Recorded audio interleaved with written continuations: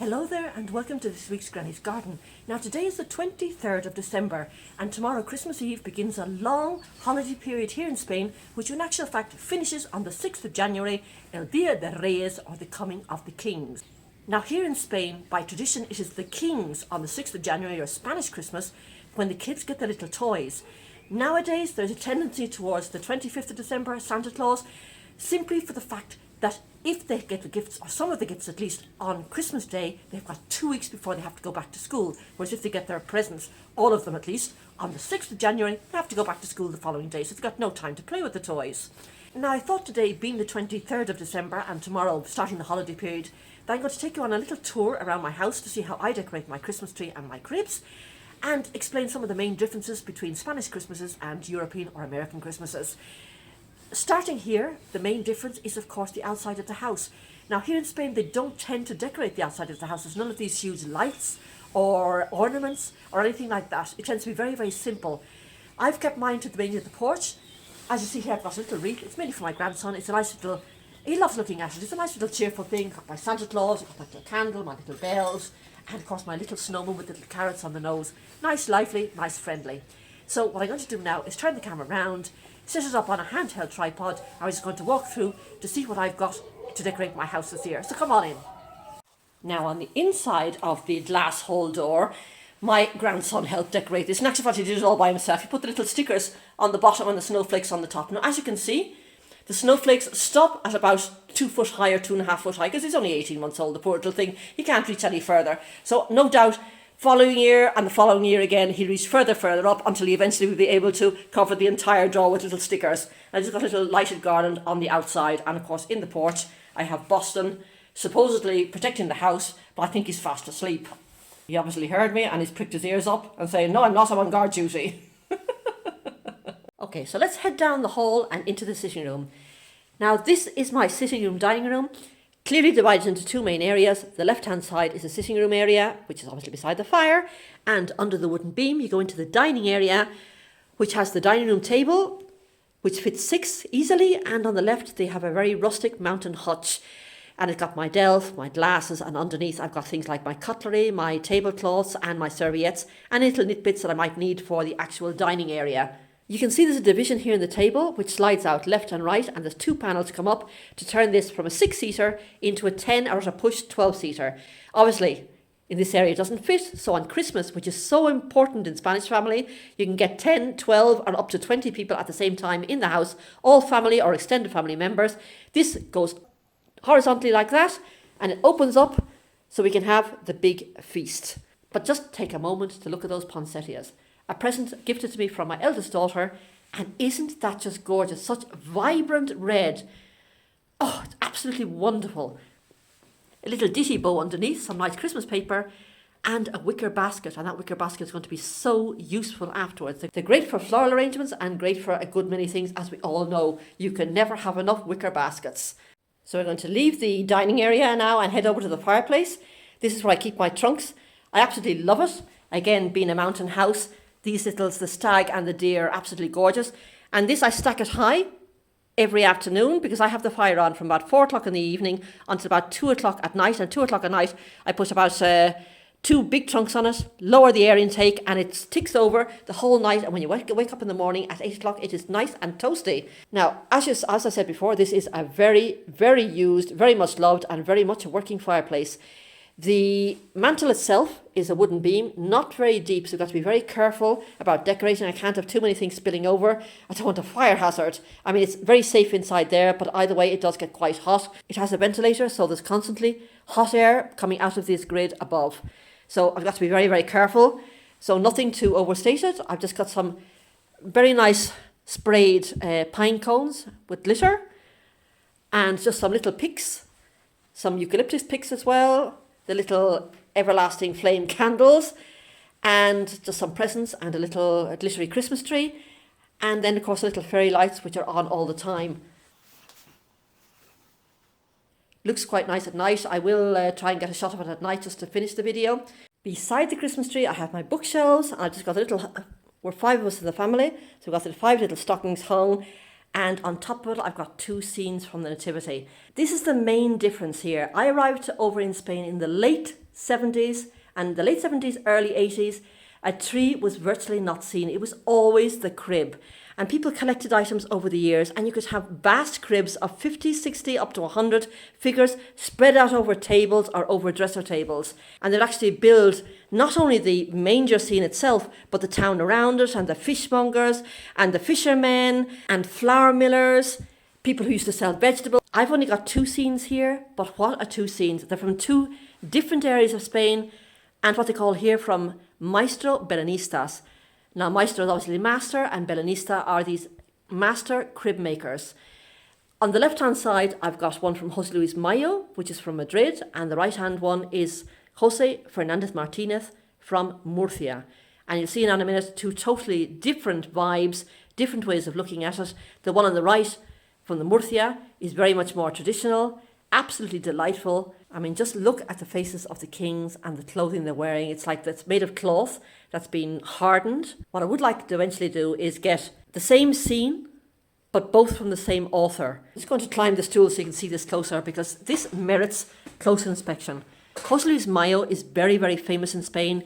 One of the main cribs in Madrid is in the Puerta del Sol, and he has got, I don't know how many hundreds of figures he's got, but his attention to detail. If you go up close, you can start seeing the muscles, the collarbone, even the veins. The hands are not like mitten-like hands held together like you see in most statues. Each finger is individual, and it's clear that the man knows a lot about anatomy, human anatomy. You can even see it on things like the shepherds, which are very minor figures, the actual calf muscles, the ankle, the way it inserts in. The work is absolutely incredible. Look at the toes, each individual toe and toenail done. These are absolute works of art. Now, as I said, I do want to get the nativity scene, the actual manger scene from this artist, because it's one of the few where it's St. Joseph holding the baby instead of the Virgin Mary. And this is the tree. Now, there has been a drastic change of direction over the last 15 years here. Up until 15 years ago, I used to decorate my Christmas tree at home the same way as I decorate a trade show or my company foyer. Really lavish, really nice, until my daughter said, "Mum, it's really nice, but it looks like a shop window."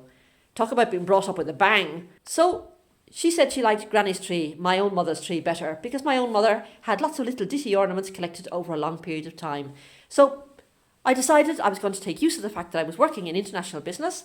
I was travelling virtually every week to different parts of the globe, and I was going to start a Christmas tree collection. A different ornament from different parts of the globe. And I have some beauties. This was the very, very first. This was from Toulouse in France, and it's the Man in the Moon. So unusual, absolutely delightful. But that was the very, very first 15 years of my collection. Since then, there have been loads and loads of collections. This particularly opulent one is from Vienna in Austria. And look at this little cutie beside. This is from Germany. Germany tends to do a lot of Christmas ornaments in wood. This is the ox and the ass. And then there's a little child in the manger, and that is in actual fact, I don't know if you can see it, is a little sheep. It is so cute. Then I've got some beauties. This is a porcelain one from Capodimonte, again in Italy. And look at the ones from Vienna.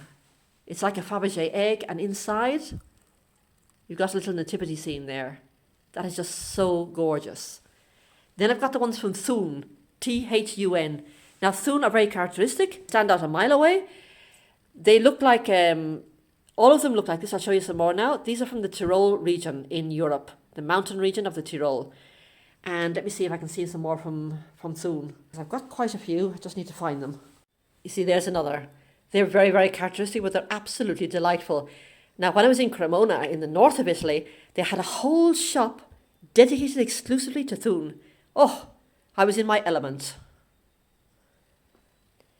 Now, these nifty ones, which I absolutely love, and my grandson absolutely adores them. I've got this one here, which is like a spring Santa Claus, and I've got another one over here, which is a snowman. Those are from Portugal. Then I've got from Canada a very nice stylized reindeer here. And, of course, the gold leaf there. Another nativity scene here, which is an angel with a nativity scene on her frock, and she's got the Star of Bethlehem in her hand. I've got a rustic vibe going on here, because of course I do live in the mountain. A nice little fox asleep in the garland here. Some little owls on the tree. I've got a squirrel over here as well. So I do have my rustic section. Then, of course, I've got Boston and Lily, the world's greatest dogs. Now, these ones are from the United States. I've got the Three Kings, the collection of three, the Three Kings. Silver on the top, porcelain bell, and a little porcelain dinger on the inside as well. So cute, really pretty. And beside it, I've got a silver collection from Ireland. These are absolutely exquisite. The silverwork is so beautiful and intricate. Now, this one is just a little pine cone, but I've got others, many others. It goes without saying that I have to have an Irish harp or the lyre. And, for instance, this one is a little cuckoo clock.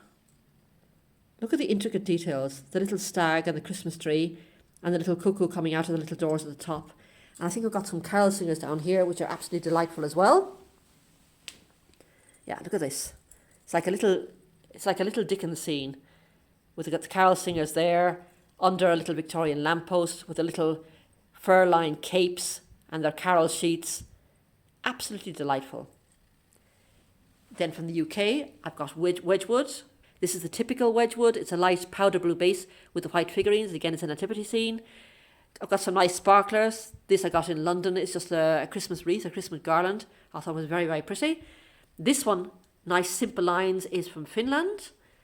The opulent ones tend to be from Vienna.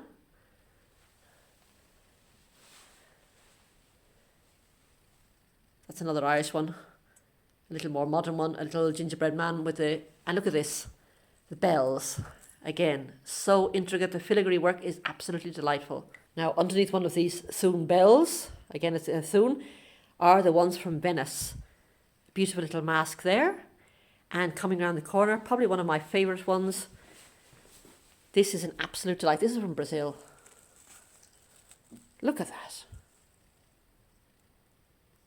Isn't that just divine? Whoops, put them upside down. Poor little thing. This little one has pride of place. This was made for me by my son on a 3D printer. One of his first efforts on a 3D printer. Made up of little things and slotted into one another. I absolutely love it. This I put reminded me so much of Mum. Very much reminiscent of the 1950s. The sort of like inlaid or inset bauble with just a sparkle on the inside. Thought it was absolutely lovely. Again, this one was from Montreal in Canada.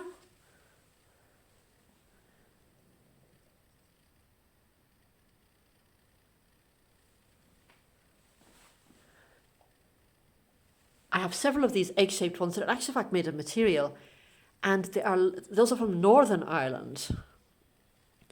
This one, if you've ever been to Naples in Italy, you'll probably recognise it. There's the little red peppers. Everything is red peppers over there, in one form or the other. Of course, being Ireland, the black sheep of the family with a little shamrock on its bottom. That's me all over. Last year I thought about how things can come around just like that if everyone is here to celebrate one day. We have our ups and downs, but when there's love there's always a way. And oh, this time of year we come together to celebrate. Yes, every time the snow is falling down and it is cold outside, we gather around the fireplace and no one cares about yesterday. My favorite holiday, it means so much more than words can say. And I claim that Christmas is a magic day. Sometimes I tend to forget what glory this holiday represents, but it's fair to say that Christmas is a magic day. This year I'll think about how I'm so lucky to have a place that I can come home to. Yes, I am on my way. We'll put our differences aside and just enjoy this moment of peace and love and happiness. We come together to celebrate. Yes, every time the snow is falling down and it is cold outside,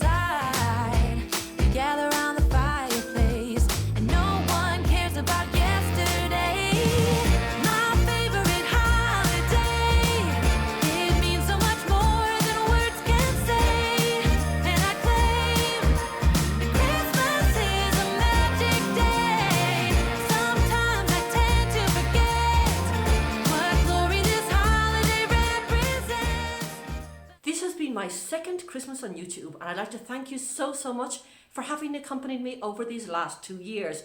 And hopefully you will continue to accompany into 2022, which is the third growing season, the third year of a 3-year plan to recover this neglected garden.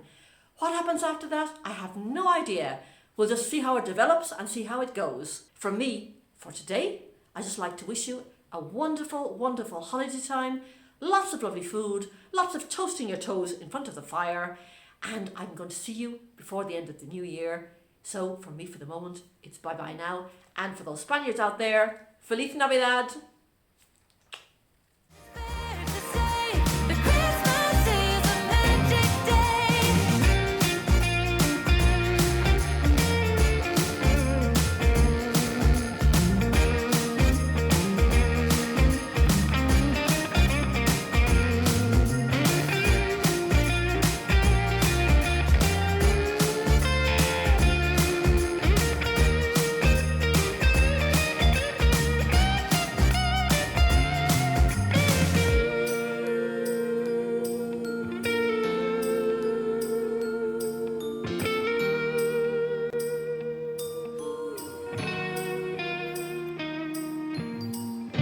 Yes, every time the snow is falling down and it is cold outside, we gather around the fireplace and no one cares about yesterday.